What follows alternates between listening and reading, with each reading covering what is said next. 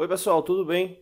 Hoje a gente vai dar continuidade nos nossos vídeos da parte de análise de custo produtivo, né? A gente vai fazer uma situação o mais completo que a gente venha conseguir fazer, levando em consideração uma situação voltada à fabricação de um produto por meio de torneamento, né? Então a gente vai levar em consideração aí os custos diretos, custos indiretos, e para cada aula a gente vai estar tratando um tema específico. Nesse caso aqui a gente vai estar falando sobre matéria-prima, que é o grande ponto, né, dessa questão para se chegar ao custo produtivo de um determinado elemento, né? Essa questão da matéria-prima ela é uma base importante, né? Haja vista que ela vai ser o diferencial base aí para se ter lucro, né, no processo de fabricação, né? Lembrando que quando você compra uma peça bruta para o processo de fabricação do torneamento, ela normalmente ela vem nesse molde, né? Ou seja, ela vem que é uma situação do processo de usinagem, né? Ou seja, você vai ter uma peça maior para que venha a ser fabricado uma menor, né? Ou seja, que ela venha a ser trabalhada e ela venha a ficar menor, porque quando ela sai da fábrica extrudada, laminada, ela vem normalmente com a carepa mais agressiva, enfim, não tem tratamento ligado à questão de rugosidade, coisa do tipo. Então, o processo de usinagem é que vai definir as características para que ela venha a ficar com o aspecto final, né? Ou seja, atendendo às tolerâncias específicas lá do projeto da peça, né? Então, esse aí é o primeiro ponto. A peça bruta ela é maior do que a peça final, né? E é uma coisa importante sempre estar conferindo quando chega o lote de peça, né? Às vezes é uma fração ali da polegada ali que vem no diâmetro ali e acaba sendo o diferencial entre conseguir e não conseguir fazer a peça. Então chegar um material errado e você não identificar logo, você vai ter um trabalho aí para que esse material venha a chegar de novo, né? Todo o processo logístico para que ele venha a chegar, né? Então o primeiro ponto a analisar da peça bruta é isso, né? Que ela venha a ter uma dimensão maior. E aí é importante que essa análise ela já venha a ser feita por uma pessoa que tenha conhecimento específico da área, né? Porque, exemplo, às vezes você pega uma condição de fabricação e aí a pessoa quer comprar o mínimo possível de diferença, né? E, exemplo, uma peça final ela vai ter um diâmetro de 40 milímetros e a peça chegou lá com 42 milímetros. Você diz, 2 milímetros é uma diferença considerável. Mas lembrando que peça cilíndrica, o processo de fabricação, como ele é simétrico, né, significa que durante a usinagem, né, ou seja, quando a ferramenta ela vem a executar o processo, você vai ter,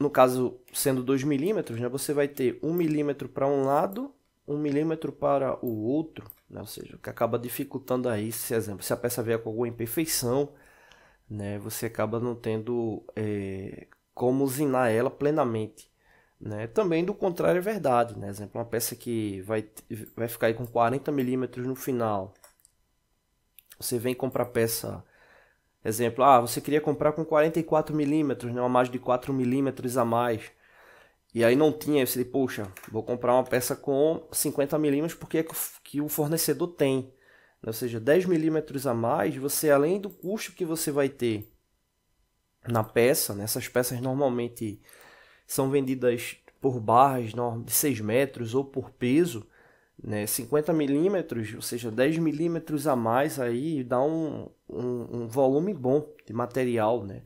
A gente está falando aí de quase 20% a mais do volume que teria para uma peça, entre 15 e 20% a mais do volume que teria para uma peça ideal para a fabricação. Então isso é tanto custo na matéria-prima como custo no processo de fabricação, porque você vai ter que realizar mais passadas da ferramenta na peça para chegar ao produto final, então você acaba tendo mais tempo de fabricação, desgaste da ferramenta e, consequentemente, depreciação do equipamento também que vai ser fabricado. Então, evite o máximo possível pedir peças com valores acima do do normal, né, para fabricação, porque senão você vai ter aí você pode vir a ter um decréscimo aí de lucro, né, no processo de fabricação, dependendo do lote aí até realmente prejuízo, né?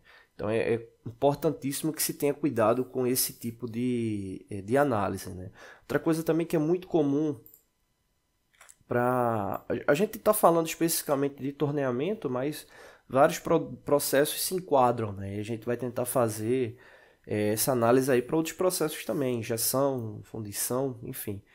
E aí no caso, uma coisa que acontece também com peça torneada, né? Você vai fabricar lá 20 peças com 50 milímetros de comprimento, produto final, né? Ou seja, ela vai ter 50 milímetros de comprimento, e aí você, poxa, e viu a barra, né? Aí você já vou cortar ela com o mínimo possível, vou cortar ela com 54 milímetros de comprimento, né? Deixa 4 milímetros aí, né, para ser trabalhado na face.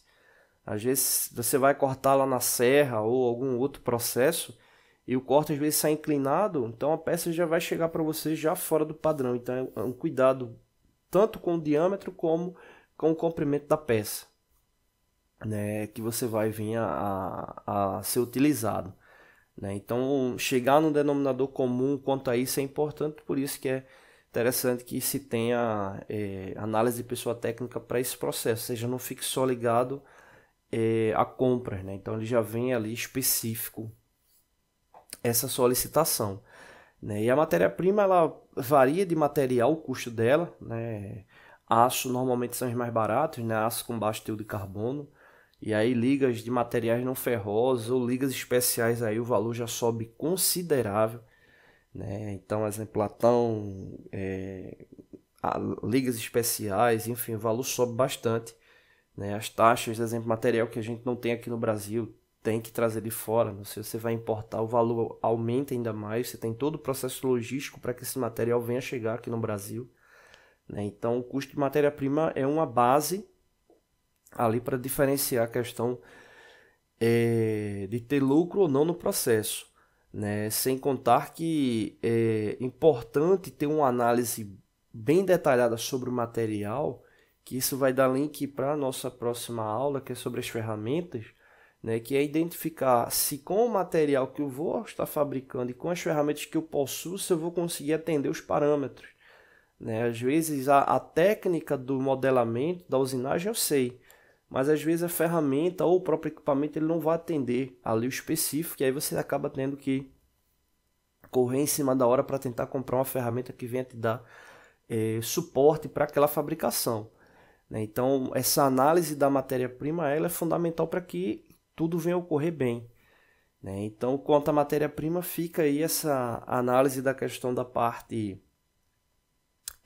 do volume que você vai solicitar para que venha atender o produto final e a análise da liga que você vai estar comprando para verificar se todos os aspectos técnicos eles vão atender para que o produto final ele venha a ser fabricado, né? Então a matéria-prima é um diferencial. Melhorou muito no Brasil a questão de matéria-prima, né, nesses últimos 20 anos. Então hoje você encontra muita coisa aqui no Brasil, né?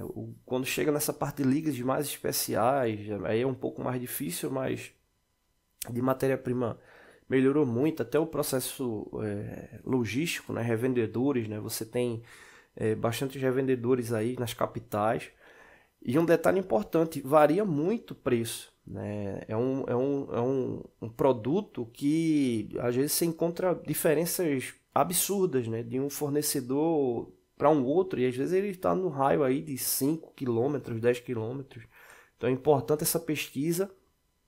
E voltando àquela questão da liga, dependendo da situação, fazer de fato uma análise metalográfica para verificar se o material ele vai atender, né? Porque aí, dependendo do tipo de fabricação que você venha fazer, né, é importante que você tenha essa rastreabilidade sobre a liga que você vai estar comprando também, né? Você pode estar comprando uma liga, um material de um fornecedor que ele já veio de um outro fornecedor, um terceiro, e às vezes você acaba não tendo a rastreabilidade daquele material. Isso aí também interfere muito no preço e às vezes é uma condição que o cliente necessita para a fabricação, né? Então você pode desde ter uma matéria-prima com um valor muito baixo, né, o qual você vai ter custos atrelados ao processo que vão ser bem mais caros, como salários, encargos, depreciação, ferramenta, outros custos indiretos, controle de qualidade, enfim,